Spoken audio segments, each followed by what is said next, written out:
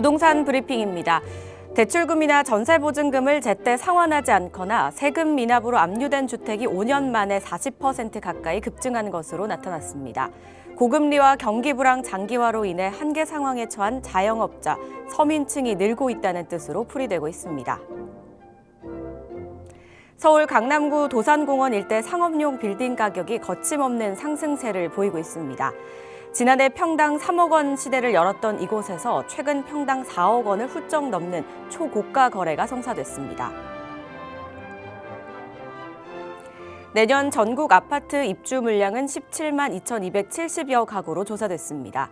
수도권은 내년 8만 1,500여 가구가 입주해 올해 비해 27.3% 줄어들 것으로 전망됩니다.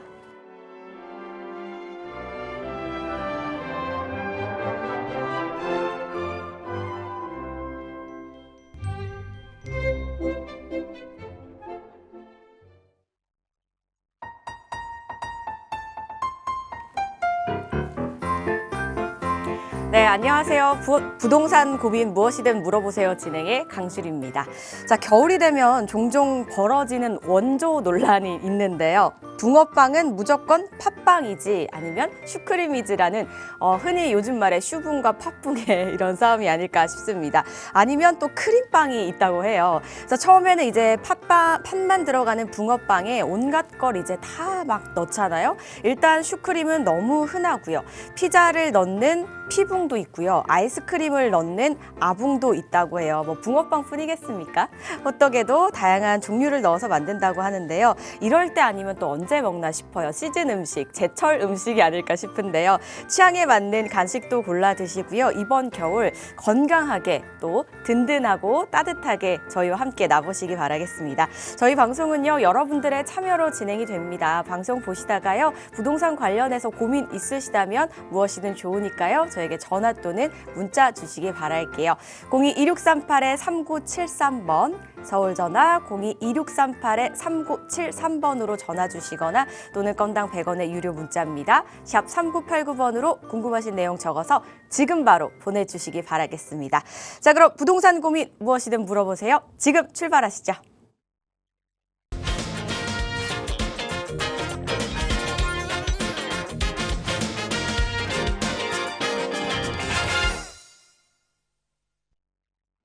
네, 오늘 저희와 함께 하실 분 바로 모셔봐야겠죠. 여러분들의 부동산 고민 속 시원하게 해결해 주실 분입니다. 국제투자연구소의 김종희 소장과 함께합니다. 안녕하세요, 소장님. 네, 안녕하세요. 국제투자연구소의 김종희 소장입니다. 스튜디오도 이렇게 성탄 분위기가 물씬 나는데요. 시청하시는 모든 분들께 미리 메리 크리스마스라고 이제 인사를 전하고요. 첨언을 좀 하자면 지금 어찌됐든 부동산 시간이니까요. 여야가 국회의원들 그렇게 서로 많이들 이제 노선 자체가 달라서 싸우던 분들이 딱 한 가지로 의견을 일치를 본 게 바로 이제 서울의 주택 공급에 대한 어떻게 보면은 인식을 같이 하는 이런 시간을 또 가졌답니다. 그렇게다 보니까 서로 정비 사업, 특히나 서울을 도심 쪽을 중점으로 둔 정비 사업에 대해서 이렇게 도정법을 또 개정을 할 정도로 서울의 어떻게 보면 주택 공급에 대해서 어떻게 보면 불안함을 미리 감지한 건데요. 그만큼 서울 같은 경우는요, 재개발 또 재건축 이런 정비 사업 쪽으로도 굉장히 속도가 좀 빨라질 것 같고요. 그래서 이 시간을 시청하시는 모든 시청자분들께서는 서울 이외의 지역은 조금은 좀 여유롭게 좀 놔두시고요. 지금 그러면서 또 내년 상반기까지 적어도 이 시간까지는 서울에 대한 어떻게 보면 재개발 쪽에 초야에 아주 관심을 좀 가지셨으면 좋겠습니다. 그렇게 되면 또 성공적인 부동산 투자 또 부동산 관리 전략에 있어서 굉장히 좋은 또 보관 상태 또 투자 승리를 할 수 있는 시간을 가져갈 수 있으니까요.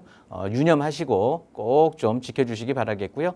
오늘도 1시간 동안 좀 아주 정확하고 좀 최선을 다한 상담으로 도와드릴 테니까 끝까지 시청하시기 바라겠습니다. 네, 서울의 이제 주택 공급을 하는 방향은 이제 정말 의견이 엇갈리는 상황 없이 모두가 바라는 염원 중에 하나가 이제 되어버렸고 힘을 쓰고 있는 그런 상황입니다. 이럴 때 또 내 집 마련에 대한 열정을 더하 불살라서 열심히 계획을 세워보시면 좋은 똘똘한 한 채 마련하실 수 있지 않을까 싶은데요. 그 똘똘한 한 채 제대로 마련을 해야겠다 하시는 분들 전략 세우시거나 고민하시다가 막히는 부분 있으시면 저에게 전화 또는 문자 주셔도 되고요. 그리고 오프라인 자리에서도 전문가님들 든든하게 준비하고 계시니까요. 한번 활용해 보시기 바랍니다. 어떤 자리인지 바로 설명해 주시죠, 소장님. 네. 1대1 상담을 평일에는 항상 대면 상담을 진행을 하고 있습니다. 그래서 부족한 좀 어떻게 보면 투자 쪽이라든가 또 부동산 관리 쪽에서 좀 부족하다 싶으신 분들은요. 또 넉넉하게 내가 많이 알고 있다 하시는 분들도 확인 차원 그리고 부족하시면 좀 채우는 그런 차원에서 저를 좀 많이 활용하시면 좋을 것 같고요. 이렇게 방송을 통해서 하면은 한 5분에서 10분 정도 시간이 소요되는데 사실은 수박 겉핥기뿐이 안 되는 거고요. 적어도 1시간 이상 충분한 시간을 들여서 좀 상담을 도와드릴 거니까 활용을 하신다고 하면 굉장히 유익한 시간 되시리라고 자신하니까 많은 이용을 좀 바라도록 하겠습니다. 네, 관심 있으신 분들은요, 꼭 한번 참석해 보시고요. 궁금하신 사항은요, 02-2638-3973번과 샵 3989번으로 많이 연락 주시기 바라겠습니다.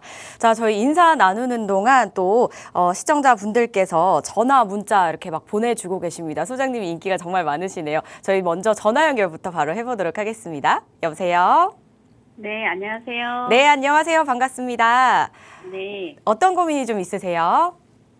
제가 잠실동 226번지에 투룸을 하나 계약을 했거든요. 네네. 네, 그래서 그게 앞으로의 전망과 정말 거기가 재개발이 될 수 있는 자리인지 그게 좀 궁금해서요. 아, 네. 잠실동에 투룸을 지금 매수를 하셨는데 여기가 이제 재개발이 가능할지 앞으로 전망이 어떨지 저희 소장님과 바로 말씀 나눠보시기 바랄게요.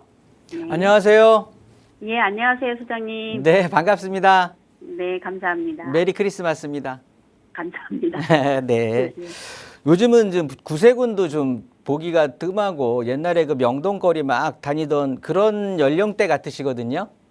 네, 맞습니다. 맞죠?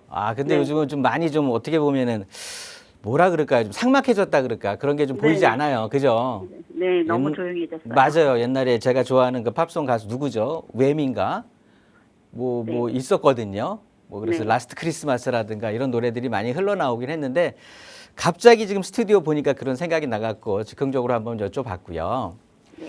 그거보다는 뭐 내 부동산 지금 산 게 잘 샀는지 못 샀는지가 더 중요하시겠죠. 네. 언제 매수하셨죠? 요 잠실동 건? 제가 사실은 네. 한 2달 전인가 소장님이 그 잠실동 걸 상담하시더라고요. 네네. 그래서 미래가 좋다. 네네. 그래서 어떻게 그 말을 듣고 소장님 프로를 종종 보니까 네. 그러고 했어요. 그러면 저하고 상담을 혹시 하셨었나요? 하지는 않고 다른 분 상담해 주시는 걸 얘기를 들어보니까 네. 좋다 그래서 했어요. 그 말 네. 한마디. 잘하셨어요. 근데 잠실동 어디를 하셨나? 몇 번지죠? 226번지요. 226번지요. 뒷번호 네. 9번지 없고요. 226에 4번지인 것 같아요. 4번지요. 예. 잠전초등학교 왼쪽 잠실 본동 상단 쪽이네요. 네. 저랑 계약하셨나요, 혹시? 아니요, 소장님하고 계약한 게 아니고요. 다른 분하고 하셨다고? 네, 다른 분은 상담을 해주시는 걸 듣고 네. 그리고 저는 했습니다. 저한테 오셨어야죠. 아니 그게 아니고 다른 분을 여기 방송에서 소장님이 상담해주면서 네. 여기가 좋은 자리다. 그래서 제가 그냥 네. 동네 가서 알아보고 했어요. 네, 좋습니다. 일단 위치를 보니까 제가 말씀드렸던 지역이 맞아요. 예. 예, 맞고 저는 뭐 결론부터 말씀드리면 엄청 잘하셨어요. 위치가 그때 말씀하시기를 네. 여기가 상급지 대리 자리가 있고 뭐 아닌 자리가 있고 그렇다는데 여기가 그럼 이 번지수는 상급지에 속하는 자리인가요? 네, 속하는 자리 맞아요. 그래요? 네, 잠실 본동 제가 추천했던 구역이네요. 네. 그냥 여기다 제가 추천 구역으로 제가 써놓을게요. 요 자리인 거고요. 맞습니다. 잘했고 일단은 네. 고민을 하시기 전에 네. 그냥 잠실동 자체가 좋아요. 이 네. 자체가 좋은 게, 그러니까 제가 뭐 한 두 가지로 나눠서 말씀을 드릴 텐데, 네. 보시는 것처럼 시청자분도 여기를 계약하실 정도면 엄청 공부를 좀 하셨을 거거든요. 뭐 네, 네. 아무튼 제 말만 듣고 하지는 않아. 솔직히 제 말을 듣고 그럼 괜찮다 잠실- 판단이 되니까 또 네. 가서 보니까 여러 가지 또 자료도 보고 또 사람들의 뭐 부동산 뭐 중개사무소 얘기도 듣고 하니까 괜찮다고 판단을 하셨을 텐데, 네. 이 지역 자체가 말씀 들으셨잖아요. 여기가 국제교류 복합지구잖아요. 네, 맞아요. 진짜 단군 이래 최대 개발 사업이에요. 용산 국제업무지구랑 이 잠실동의 국제교류 복합지구는요. 네. 굉장히 큰 어떻게 보면은 개발 사업이에요.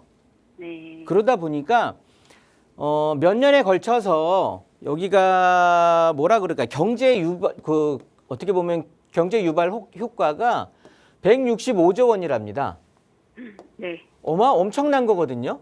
네. 165조 원이 여기 이렇게 요 근처로 요 주변으로 해갖고 둥둥둥둥둥둥 떠다니는 거예요. 그러면 네. 그러면서 일자리도 지금 강남구 전체가 우리가 도심이라고 해서 3대 도심이라고 해서 도심 일반적으로 그 중구 광화문 쪽에 있는 것을 도심이라고 하고 영등포 여의도를 또 그 지역 그다음에 강남구를 우리가 흔히 도심이라고 하거든요. 네. 이 강남 쪽에 있는 일자리가 지금 50만 정도예요. 50만 개. 아, 네. 근데 이 국제교류 복합지구로서만 일자리가 유발되는 게 50만 개래요. 네. 어마무지한 거거든요. 네. 그러면 일자리가 늘어나면 당연히 인구 유입이 되겠죠. 네, 그러겠죠. 그러면서 당연히 165조라는 돈이 이거 세지도 못해요. 사람이 1억을 현금 10,000원짜리로 못 세거든요. 세다가 꼭 잊어먹어서. 네. 이 165조 원이라는 돈은 어마무지한 돈이에요. 네. 이게 이렇게 떠다니니까 자 사람 몰리죠. 일자리 늘어나죠. 그러면 네. 주변에 주거지가 가격이 올라갈 수밖에 없어요. 그러면 개발 압력이 커질 거거든요. 특히나 지금같이 서울에 주택 부족하다고 지금 아시잖아요. 네. 이런 제반 어떻게 보면 빌드업을 하고 있는 거야 지금. 서울에는 꼭 주택 공급을 해야 되는데 네. 특히나 사람들이 선호하는 지역인데 지금까지 3대 도심 중에 이 강남 권역하고요. 네. 7대 광역 중심 중에 잠실동 일대가 네. 여기가 강남북 서울 균형 발전에 의거해서 여기는 지금 재개발 도심 정비 사업 구역에서 빠져 있었던 상황이에요. 네. 나머지 2대 도심과 6대 광역 중심은 다 들어가 있는 상황이었는데 네. 근데 올해 광복절 바로 전날이에요. 8월 14일 날 네. 도심 그 재정비 사업 구역에 확대가 된 거야. 그게 강남권하고 요 잠실이 들어가 버린 거예요. 이번에 8월 달에. 예. 그러면서 강남은 뭐 전체니까 뭐 강남 전체로 보니까 투자할 곳들이 조금 퍼져 있겠죠. 네. 근데 잠실은 잠실인 거야. 네. 그런데 그 전에 막 이렇게 될 것 같으니까 난개발을 방지하기 위해서 이쪽에 롯데월드라든가 뭐 롯데 그 월드타워 123층짜리 빌딩 네. 요 위쪽으로 해서 여기 지금 향군타워나 교보 있는 자리 이쪽을 해갖고 잠실 광역중심계획 1지구라고 세워놨었거든요. 네. 그러면서 지금 시청자님이 매수하신 요 권역을 잠실 광역중심계획지구 2구역으로 해놓은 거야. 그러면서 여기는 용적률 자체를요 네. 400%에서 500%까지 최대 용적률 끌어올려서 개발을 하려고 하는 거거든요. 근데 이게 사실은 네. 언제 될지는 모르는 거야. 그 말을 뭐라고 하냐면 언제 될지 모르니까 이게 10년, 20년, 30년 뒤에도 안 될 수도 있고 네. 반대로 뭐 5년, 5, 6년 뒤에 될 수도 있는 거고 네. 그거거든요. 근데 제가 생각하는 지금의 뭐 여야가 합쳐지고 지금 서울의 주택이 부족하다는 이런 상황에서 현 정부는 지금 공공이라든가 난개발 안 하고 지금 서울시 입맛에 맞게 지자체 입맛에 맞게 계속해서 지금 정비 사업을 활성화시키고 있는 이런 상황에서 이렇게 미리 밑그림까지 그려놨는데 개발이 안 되기는 힘들 것 같다는 생각이거든요. 네. 그냥 기본 자체 빌드업도 다 해놓은 상태에서 그러니까 시청자님께서 하신 곳은 여기는 지금 또 여기가 뭐 새마을 시장도 있다 해갖고 혹자들은 이렇게 시장이 있고 상권이 많이 있는 곳들은 개발이 안 된다라고 막 얘기들을 들으셨을 거예요. 네. 그런데 그렇지 않아요. 여기는 그런 것들을 다 감안을 해서 네. 상업지역과 주거지역으로 나뉘겠죠. 모든 이 지역 같은 경우는. 왜냐하면 공업지역이 없으니까. 아, 네. 그러면 상업지역하고 주거지역은 또 준주거지역하고 그냥 일반 주거지역으로 이렇게 해서 나뉘거든요. 네. 그런데 이렇게 나뉘는 것들이 상업지역 같은 경우는 1600%까지 줄 거고 네. 준주거 같은 경우는 지금 800%까지 줄 거란 말이에요. 아, 일반 주거지역 같은 경우는 400에서 지금 500이라고 말씀을 드렸고 네. 그런데 이 상업지역하고 준주거지역은 10% 새로 짓는 건물의 10%만 상업 기능을 넣고 나머지는 다 아파트로 지을 수 있는 거야. 즉 주상복합으로 지으면 되는 거예요. 아, 그래서 상업지역에 장사하시는 분들도 네. 내가 세를 받는 분들도 그냥 내가 네. 아파트 받고 싶어. 그러면 아파트 받으면 되는 거고. 네. 왜냐하면 이런 것들이 사업이 늦어졌던 게 네. 안 됐던 이유가 있거든요. 뭐냐면 상가는 상가로만 돌려받을 수 있고 아파트를 받질 못하니까 네. 반대를 그렇게 많이 했었는데 아니라고. 이렇게 밑그림을 아. 그려놨어. 네. 내가 근생을 갖고 있으면 요거를 아파트도 받을 수 있고 그냥 난 상가로 또 받을 수 있는 거고. 이렇게 가려운 곳을 긁어주는 것이 바로 이제 지구단위 계획인데 이렇게 지금 해놨단 말이에요. 네. 근데 요게 눌려있던 상황에서 올 8월 14일 날 확대를 이렇게 된 거야. 네. 그런데 지금 서울은 주택이 부족하대. 그리고 사람들이 하고 싶은 곳은 선호하는 지역 중에 하나인 거야. 그러면 빨리 개발을 해야 되겠죠. 네. 그런 의미에서 시청자님은 잘 사신 거고 요거 시간이 지날수록 계속해서 금액이 올라갈 거예요. 그런 것 같아요. 네. 올 1, 2월보다 많이 올랐더라고요. 그래서 결론적으로는 잘 하신 거고요. 네. 또 궁금한 거. 아, 그래서 저는 이 지역은 재건축이 많이 된다고 그래서 내심 좀 걱정했거든요. 재건축? 해놓고도. 여기 아니야. 여기는 지구단위 걸어서 재건축보다는 아니요, 재개발. 거기 이제 선수촌이나 이런 아파트가 많이 거기 이제 재건축 이런 바람이 그 전서부터 좀 있었잖아요. 막말로 여기 재건축 투자하려면 어마무지한 천문학적인 돈 들어가거든요. 네, 그래서 그런 거만 되지 여기 혹시 안 되면 어떡하나 했는데 소장님 말씀 들어보니까 마음이 놓이네요. 아, 그렇지 않아요. 네, 제 말 잘 들으셨고요. 그렇지 않습니다. 해서 잘 될 거고 네. 그렇게 해서 기분 좋게 잘 갖고 계시면 돼요. 아, 예. 너무 감사합니다. 네, 정리하겠습니다. 네, 수고하십시오. 네, 궁금하셨던 부분이 좀 해결이 되신 것 같은 그런 목소리셔서 저희도 좀 다행이다라는 생각이 들고요. 상담 내용 꼭 참고해 보시고요. 좋은 결과 있으시길 바라겠습니다. 전화 상담 여기까지 해보고요. 저희 문자 하나 또 만나보도록 하겠습니다. 2482님께서 보내주셨는데요. 상수동의 다세대 주택을 보고 있는데요. 투자를 하기에 괜찮을까요? 라고 보내주셨습니다. 상수동 다세대 주택 지금 매수하기에 어떻게 보시나요, 소장님?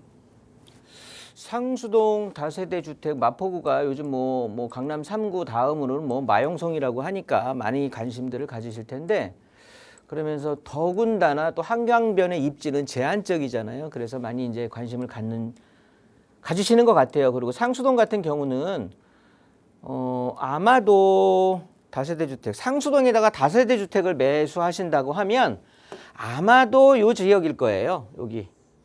이렇게 해서 과거에 상수동이 여기가 21년도죠. 2021년도에 역세권 시프트 사업이라고 해서 이 사업을 역세권 개발 사업의 일환인데 그리고 자격은 충분히 갖추어 있는 상황이거든요. 노후도 굉장히 높습니다. 여기. 그래서 역세권 시프트를 추진을 했었어요. 21년도에. 그래서 서울시에 제출을 했는데 서울시에서 이렇게 고쳐라 저렇게 고쳐라 이렇게 고쳐라 막 한 3, 4회 정도 이렇게 계속 추가적인 어떻게 보면 보완 요건을 계속 얘기를 했었죠. 그러다가 보니까 계속해서 이제 보완하고 다시 또 만들고 해서 제가 알기로는 23년도 8월일 거예요. 23년도 8월에 이제 최종적으로 서울시에 제출을 하고 다 보완하고 제출을 했는데 안 됐어. 서울시에서 동의 자체를 안 해서 그냥 속된 말로 좀 좌초가 됐거든요. 굉장히 많이 추진하셨던 분들은 실망감이 컸겠죠. 글쎄요. 그런 상황에서 지금 여기에 아마 지금 자체가 어떻게 보면은 재개발에 대한 기회일 것 같으니까 이렇게 한강변에 또 과거에 실제 여기 이제 아파트들을 짓게 되면 당연히 한강 조망이 나오겠죠. 당연히 발전소 지하화하면서 위에 또 공원 뷰 넘어서 한강 뷰를 기대를 하실 텐데 저는 좀 깨림직한 게 입지적으로는 뭐 더할 나위 없죠. 그러면서 지금 이 지역 자체가 다시 좀 이제 동의를 구해서 다시 또 이제 발돋움하고 있는 상황이에요. 23년도에 완벽하게 좌초가 된 상황에서 왜냐? 옆 동네를 봤더니 여기 합정동 일대가 모아타운으로 된다 안 된다 막 이런 얘기도 많고 저런 얘기도 많았는데 여기가 모아타운으로 선정이 됐거든요. 그러다 보니까 이 지금 바로 옆 동네가 모아타운 선정이 돼 그다음에 여기 홍대, 합정 이 상권이 점점 계속해서 저기 연남동 쪽, 망원동 쪽, 특히나 이런 상수동 이쪽으로 해갖고 합정, 한강변 쪽으로 해서 계속해서 상권이 조금 내려오고 있거든요. 저쪽 신촌으로 올라가는 게 아니라 합정으로 지금 내려오고 있단 말이에요. 그러면서 이렇게 뭐 그냥 일반 자기 주택인데 또 이렇게 막 좀 변형을 시켜서 상가들을 운영하고 있는 곳들도 많이 있고 아무튼 상권이 좀 확대되고 한강변이 또 이렇게 해서 힘들다 어쩐다 해갖고 합정동 일대가 모아타운이 선정이 되니까 그 전에 훨씬 일찌감치 진행을 했던 우리가 왜 안 되느냐 이런 상황에서 다시 발돋움 해갖고 이제 동의서 구하고 그러니까 움직임이 있다는 소리예요. 그래서 아마도 상수동에 다시금 요 역세권 시프트 사업지에 투자를 해도 되느냐 아니냐를 궁금해하실 것 같은데 한번 이렇게 들썩였다가 마무리되니까 일단 투자비 자체가 올라갑니다. 이 지역 자체가 투자비가 제가 알기로 한 4억에서 조금 4억 전후로 알고 있는 상황이고요. 그러면서 좀 명쾌하게 잘 보셔야 될 부분이 여기는 마포구청에서 반대했던 거예요. 그러니까 공권력이 반대를 했던 거고 이유는 뭐였냐면 관광특구 조성 그 다음에 더해서 문화거리 조성 여기는 조금 특색 있게 이 상권이 확장되고 전 세계적으로 관심을 갖고 있는 지역이 하나다 보니까 관광특구와 문화거리 조성으로 해서 눌린 거거든요. 옆에 합정동 같은 경우는 그냥 주민들이 뜻이 맞춰갖고 좀 달라요. 그 사업이 지체됐던 이유가 좀 다른 게 뭐냐면 합정동 같은 경우는 주민들이 뜻이 안 맞아서 늦어졌던 거고 상수동 같은 경우는 마포구에서 눌려서 안 됐던 거고 그런데 이제 뭐 지금 뭐 또 이제 서울시에 또 선호하는 한강 벨트라고 하니까 이쪽에 또 주택 공급을 한다라고 하는데 저는 투자비 대비해서 좀 그러니까 희망회로 돌리면 그러니까 장기적인 어떻게 보면 유망주라는 소리인데 지금 이렇게 재개발이 판이 벌어진 상황에서 넣어놓고 언제 될지 모르고 또 구청에서 실제 지자체에서 여기는 다른 특구로 조성할 거다라고 눌러놓은 상황이기 때문에 조금은 염려스러운 부분이 있거든요. 그러니까 요거는 시청자분께서 판단을 하셔야 되는 건데 일단 제 의견을 물어보신다면 저는 4억에서 지금 여기가 5억 정도가 들어간단 말이에요. 근데 이 돈 묻어놓기에는 좀 억울할 것 같아. 차라리 전 이 돈으로 갖고 요즘 한참 뜨고 있는 동대문 그 답심리동 일대 아니면은 영등포 대림동 쪽에 그 시흥대로 부분으로 해서 신안산선역 새로 생기는 이쪽으로 해서 분산 투자를 해도 지금 2억 안쪽으로 해서 2개를 할 수 있으니까 차라리 이쪽에서 양쪽에서 금액이 더 올라가는 게 훨씬 나을 것 같거든요. 저는 좀 일단은 마포구에서 관광특구 내지는 문화거리로 조성한다라고 해서 좌초를 시킨 거기 때문에 새로 하기가 좀 버겁지 않을까. 투자비 자체가 2억 선이라고 한다면 추천을 하겠는데 지금 투자비 자체가 굉장히 좀 업돼 있는 상황이거든요. 그래서 저는 좀 조심스럽다. 지금 시점에서 투자하기에는 그 투자처를 저기 답심리동 내지는 대림동으로 해서 양쪽의 동서쪽으로 한 번씩 갖고 있는 게 어떨까라는 의견 드리도록 하면서 마무리하겠습니다.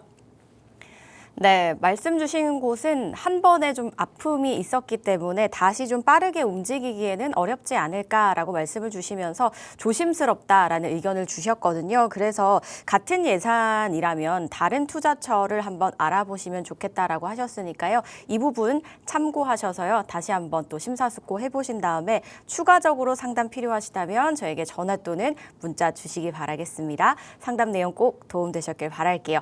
자, 이렇게 전화, 문자 만나보셨고요. 이번에는 시장의 이슈들 한번 또 살펴보도록 하겠습니다. 이제 2026년 새로운 한 해도 일주일가량 남았습니다. 많은 분들이 새해에는 이제 부동산이 좀 어떻게 될 것인가, 또 전략을 새로 세워야 하나 이런 고민 좀 많이 되실 것 같아요. 그래서 저희가 준비했습니다. 내년 부동산 시장 어떻게 준비하면 좋을지 저희 김종희 소장과 함께 들어보도록 하겠습니다.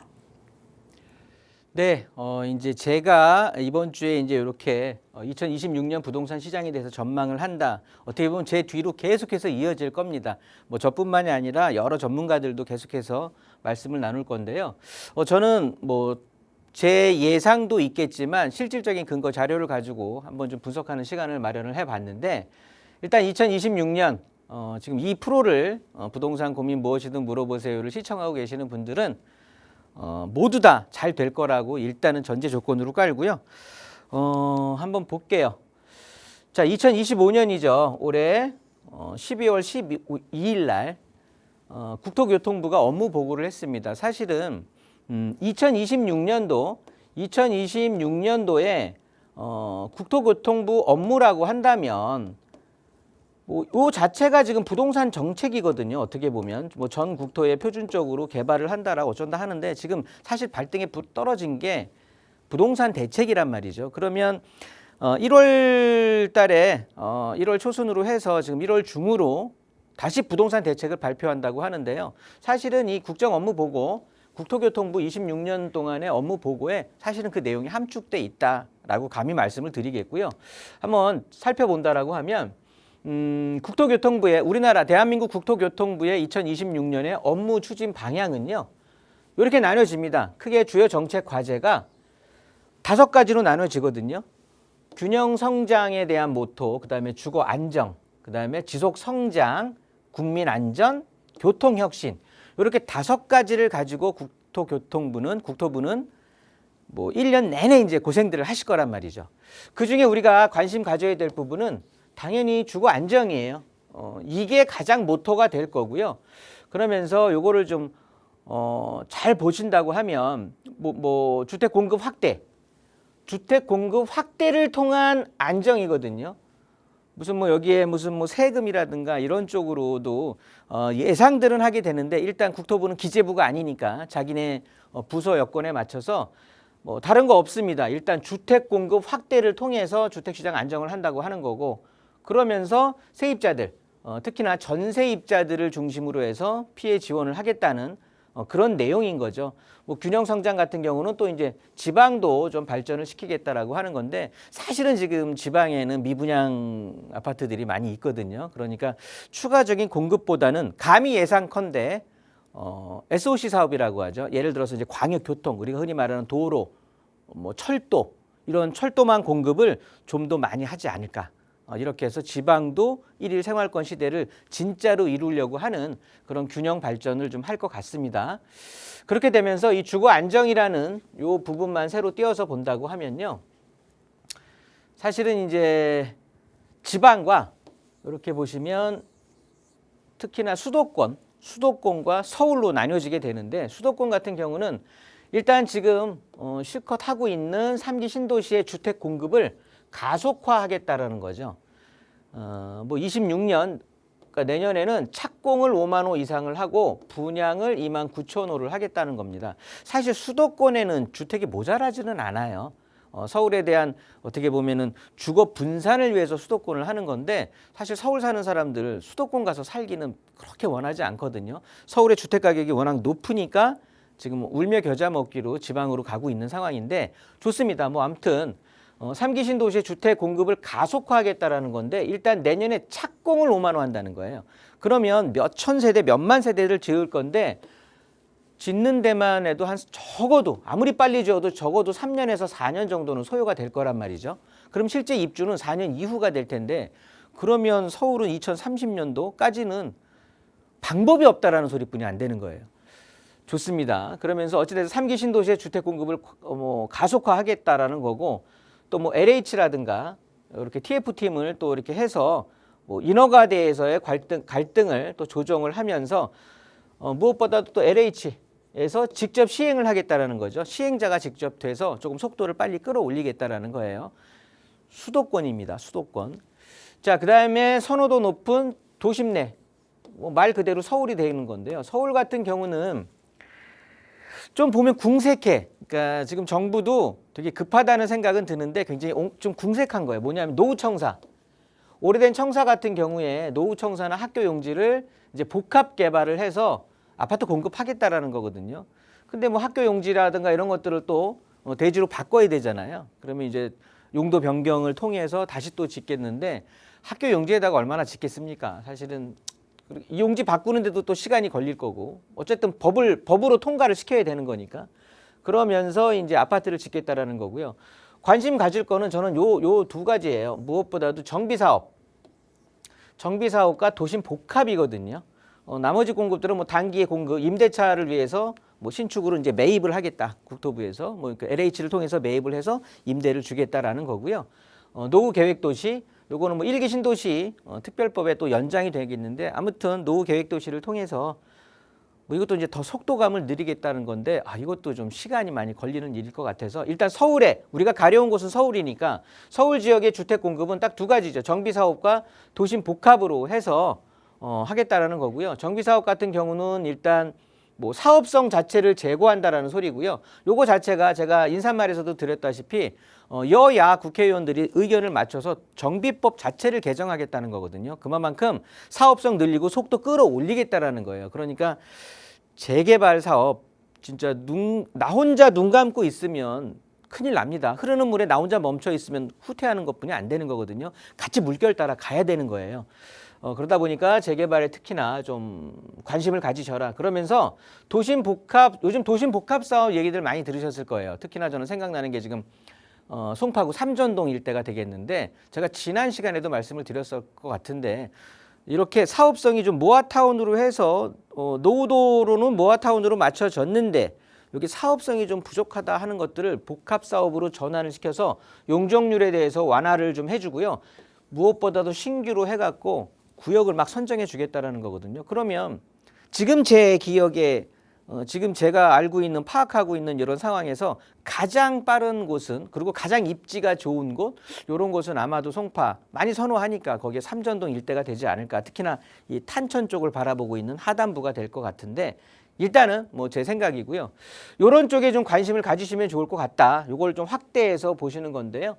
일단 노후청사와 학교 용지 이거는 우리하고 상관없고 정비사업 같은 경우 일단 도시정비법까지 개정을 하겠다라는 그런 내용이 되는 거고요. 그러면서 또 도심 복합해서 용적률 완화를 하면서 신규 공모를 해서 도심 복합 사업.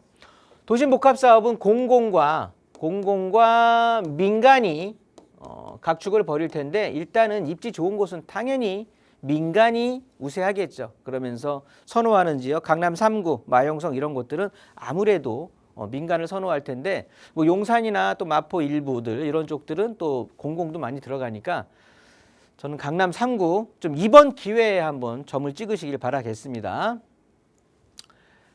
이런 것들은 뭐 어찌됐든 공적으로 해서 두 번째로는 이렇게 해서 현 정부 국토부는 아무래도 이 공기능을 좀 많이 강화할 것 같아요. 그래서 임대주택, 또 분양 전환주택, 장기 전세 임대주택 이런 쪽으로 해서 뭐 100만 호가 넘는 쪽으로 이렇게 공급을 하겠다라는 거고요. 그러면서 청년이라든가 어떤 특별층, 청년, 출산, 고령자, 취약계층 등을 통해서 주거 지원, 뭐 공공 임대 내지는 기숙사, 시범 사업지 이런 쪽으로 주거 안정을 좀 도모하겠다. 이런 내용이 되겠습니다. 그러면서 마지막으로 세 번째는 이렇게 주거 안정을 위한 세 번째 방법은 전세 사기 피해 지원. 이렇게 해서 일단 세입자들 사실은 집 없는 서름도 큰데요. 또 이렇게 사기까지 당하면 다시 재개하기는 쉽지 않거든요. 그래서 그런 분들에 대한 어떻게 보면 대비책 그러면서 부동산 시장의 좀 건전성을 강화하겠다. 이런 것들은 뭐 립 서비스 같기는 하면서 이렇게 지금 국토부는 내년에 주거 안정 대책에 대해서 이렇게 준비를 하고 있다. 그러니까 내년 1월 달에 발표될 부동산 대책도 여기에서 공급 대책은 벗어나기가 힘들 수밖에 없다. 뭐 국토부에서 이 일을 할 건데요. 이렇게 해서 좀 미루어 짐작하시면 좋을 것 같습니다. 그러면서 지금 현재 시장을 좀 살펴본다라고 하면요. 일단 규제, 10월 15일 날 규제책을 아주 메모드급으로 발표했는데 이게 규제 효과가 옛날에는 그래도 한 6개월까지는 갔단 말이에요. 그런데 이제는 1개월 지나니까 11월 중하순부터는 다시 반전을 해서 집이 막 뛰기 시작하는데 신고가가 계속 일어나잖아요. 그래서 보니까 이 규제 효과가 유효기간이 단축되더라. 그러면서 강한 상승 심리가 오히려 누르니까 튀어나가려는 힘이 더 세지면서 규제가 무력화 되면서 과거에 또 문재인 정부에서 우리가 한번 학습을 해봤잖아요. 그러다 보니까 지금 이제 막 또 다시 영끌이 득세를 하게 되는데 이런 것도 좀 고민이 되는 거고요. 튼튼한 대기 수요. 일단 서울에 입성하려고 하는 사람들, 서울 사람만 서울 집 사는 건 아니거든요. 온갖 지방대에서도 다 지금 오려고 하는 거니까 그런 쪽으로 한번 좀 보시면 되겠습니다. 그러면서 토지거래 허가제가 지금 현장에서는 사실은 지금 혼란이 많이 이루어지니까 감히 또 제가 예언컨대 토지거래 허가는 이건 금방 내년에 사실은 좀 지정이 해제가 될 것 같고요. 이걸로 인해서 지금 엄청나게 많이 지금 거래량 감소 효과는 생겼는데 사실은 신고가는 계속 나오고 있거든요. 그러면 거래량 뭐 감소하는 게 사실은 주거 사다리를 없애는 역할뿐이 안 되는 거니까 이것도 한번 생각을 해봐야 되는 거고요. 그러면서 재건축 조합원의 지위 양도 논란이 생기다 보니까 즉 이런 것들 때문에 지금 현장은 사실은 많이 혼란적이란 말이죠. 그래서 세금적인 부분이 관여되는 조정 대상 지역을 해제하지는 않을 것 같아요. 그런데 토지거래 허가 제도는 저는 웬만한 곳들은 다 이제 풀지 않을까. 주요 지역 말고는 이렇게 좀 생각을 하고 있습니다. 다음 페이지를 보면 또 지역별로 그러다 보니까 양극화 엄청 심해지죠. 상위 20% 아파트가 하위 20% 아파트와의 이 가격 차이가 7배 차이를 보이니까 이거 지난 시간에 제가 한번 계산해 드렸죠.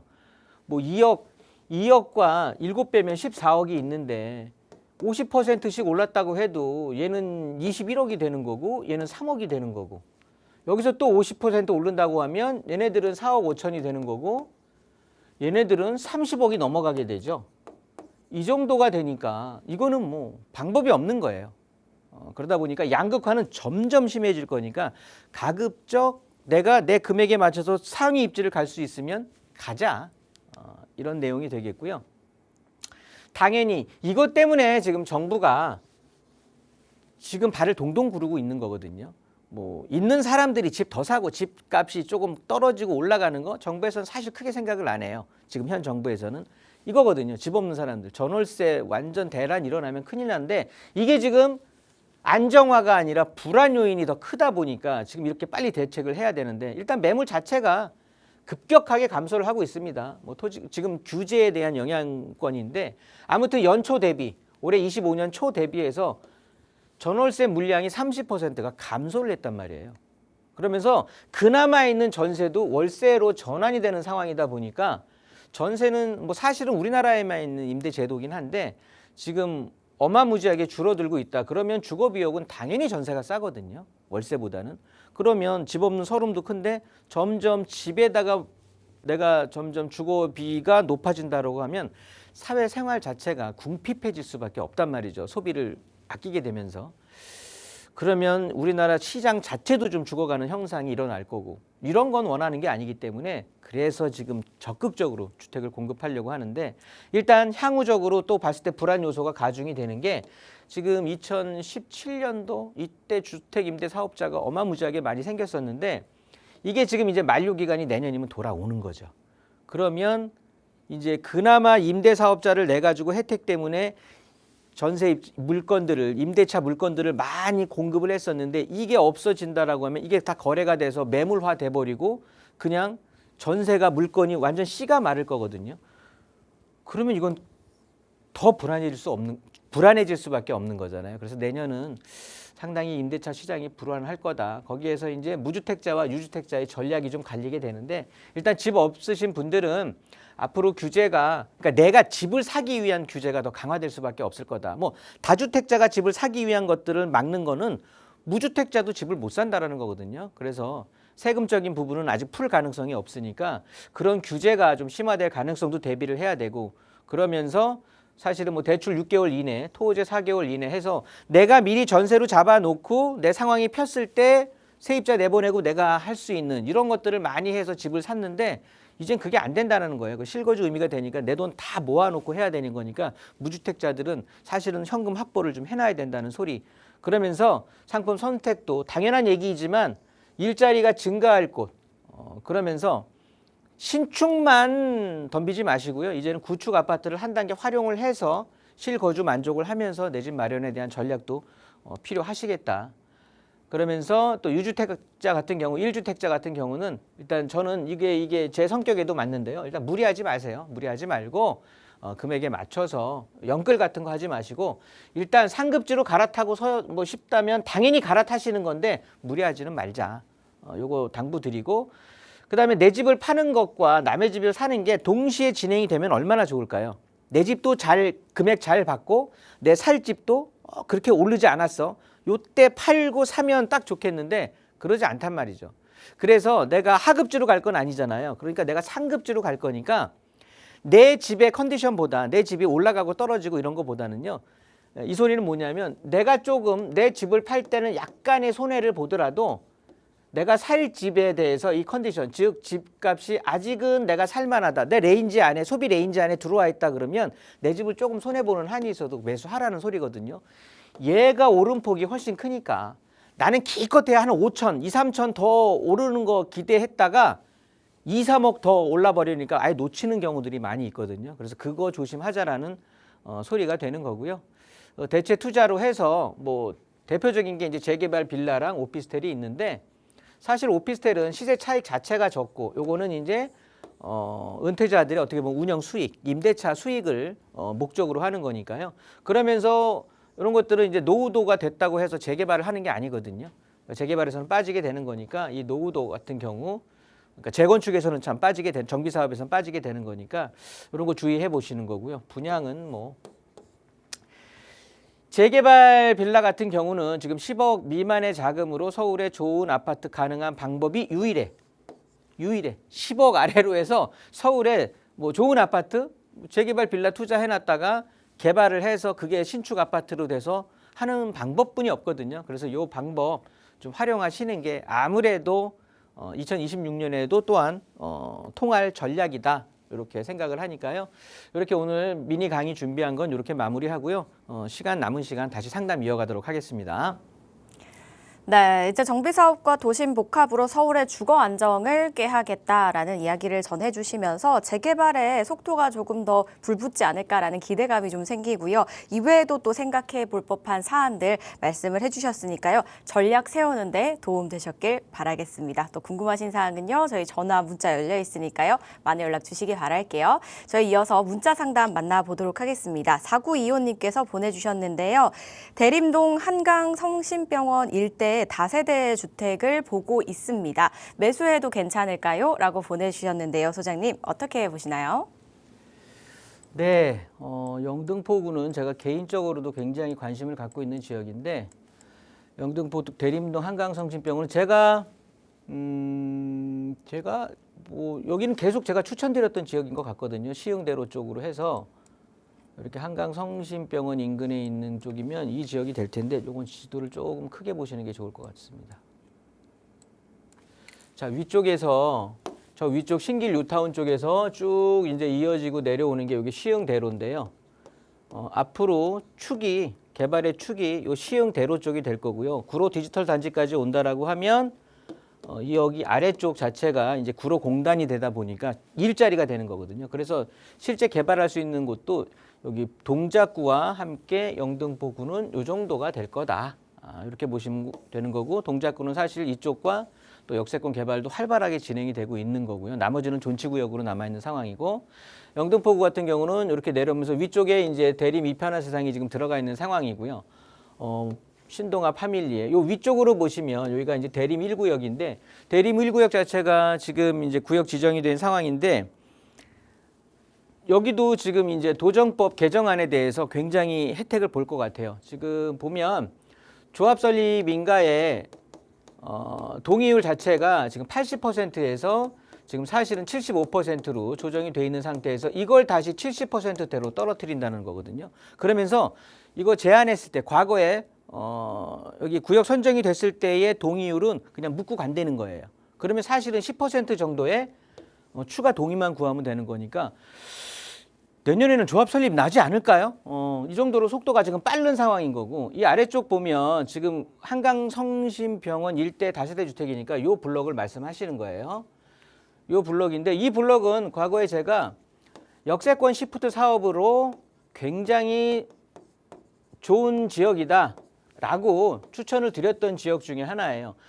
이 역세권 시프트 사업이요, 굉장히 혜택이 크거든요. 용적률도 어마무지하게 주면서 일반 분양분을 확 늘리는 거거든요. 물론 임대도 좀 끼지만 일반 분양분을 확 늘려주는 상황에서 자격 조건을 갖추기가 쉽지 않아요.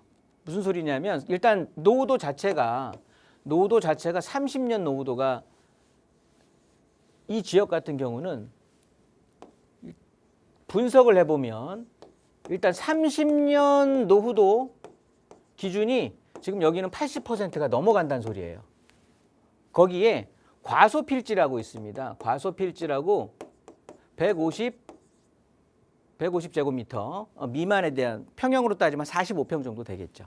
이 정도 과소필지에 대한 비율이 40% 이상이 되는 거고요. 그러면서 2층 이하 건물 자체가 지금 50% 이상의 해당이 된단 말이죠. 그러면서 10년 이하, 지은 지 10년 이하 되는 건축물이 15%가 넘어가면 안 되는데 당연히 여기 15%가 훨씬 미만이거든요. 이런 조건들을 갖추어야 비로소 역세권 시프트 사업을 진행할 수가 있는 거예요. 근데 여긴 다 해당이 된다라는 거지. 그러면서 지금 제가 여기 이쪽 블럭은 제가 과거에도 말씀드렸듯이 1차 여기 추천해 드렸을 때 기억이 나는데, 1차 매도 타이밍을 역개통했을 때, 왜냐하면 얘가 굉장히 저평가라서 주택 가격이 낮은데 역개통에 따라서 이게 이제 중전철이잖아요, 일반. 그러면서 7호선하고 2호선을 바로 연결시켜주고, 실제 이 노선을 따라가다 보면 신풍 지나서 저기 영등포, 여의도, 나중에는 공덕, 서울역까지 접근을 하게 되는 거니까, 밑에는 구로, 가산 디지털, 광명까지 이어지니까 굉장히 일자리를 관통하는 좋은 노선이라는 말이죠. 그래서 이 대림 삼거리역만 개통한다라고 하면 당연히 금액 자체가 뛰는 거여서 1차 매도 시기는 제가 그때 잡아드렸는데, 그렇게 이 역의 개통 시기로 잡아드렸는데 개통이 늦네. 그래갖고 저도 지금 속상한데, 일단 2026년 내년 말이라고 하는데요. 요게 조금 더 조정이 돼서 내후년 상반기라고 하니까 일단은 조금 아쉽긴 하지만 기다려 보시면 좋은데, 무엇보다도 주변이 지금 요 구역, 여기는 지금 구역계가 완벽하게 설정이 되면서 연번 동의서를 받고 있습니다. 영등포구청 주거계획과에 그 영등포구청장 날인을 받은 연번 동의서를 지금 진구하고 있기 때문에 이 자체만 보더라도 속도 자체가 여기 조합 설립 인가의 속도가 날 거고요. 이 지역 연번 동의서 하게 되면 신속통합기획개발 지역으로 선정이 되겠고, 이 아래쪽에 지금 또 진행을 하고 있는 상황에서 여기 개통된다라고 하면 우선적으로는 가장 혜택을 볼 지역이 여기고요. 그다음에 아까 말씀드렸던 일반 신속통합 개발도 좋지만 역세권으로 하게 되면 사업성 자체가 훨씬 좋아지는데, 그 어려운 조건을 다 갖추고 있는 지역이 유일하거든요, 여기가. 그렇다고 보면 충분히 지금 매수 여부니까 매수하세요. 매수해도 좋습니다. 이렇게 정리하도록 하겠습니다. 네, 매수에 대해서 긍정적으로 말씀 주셨고요. 주변에 어떤 인프라를 가지고 있는지 앞으로 어떻게 될지도 설명을 해주셨으니까요. 참고해 보시기 바라겠습니다. 시간 관계상 저희 상담 여기서 마무리해 보도록 하고요. 마지막으로 오프라인 자리 설명 다시 한번 전해주시죠, 소장님.